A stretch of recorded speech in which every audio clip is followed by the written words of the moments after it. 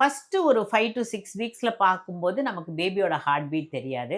அதனால தான் நான் வந்து ரொம்ப ஏர்லியரா இல்லாம கொஞ்சம் ஒரு 2 வீக்ஸ் கழிச்சு போனீங்கன்னா, நம்ம ஸ்கேன் பண்ணும்போது, நம்ம வந்து பேபி இருக்கா இல்லையான்னு தெரிஞ்சிடும். ஹார்ட் பீட் இருக்கான்னு தெரிஞ்சிடும்.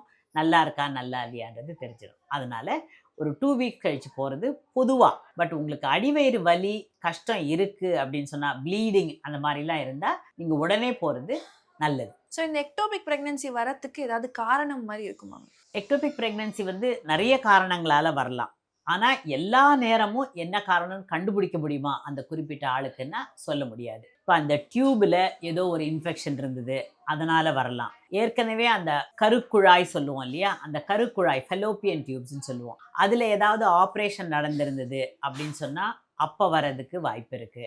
இதுவே அந்த கருமுட்டை சரியில்ல, அது வந்து கொஞ்சம் மெதுவா நகர்ற கருமுட்டை அப்படின்னு சொன்னா, அதனால வரதுக்கு வாய்ப்பு இருக்கு. அதனால நெறைய காரணங்கள் இருக்கு. அந்த பெண்ணுக்கு அந்த பர்ட்டிகுலர் நேரத்துல என்ன ஆச்சு அப்படின்னு சொல்றது கஷ்டம்.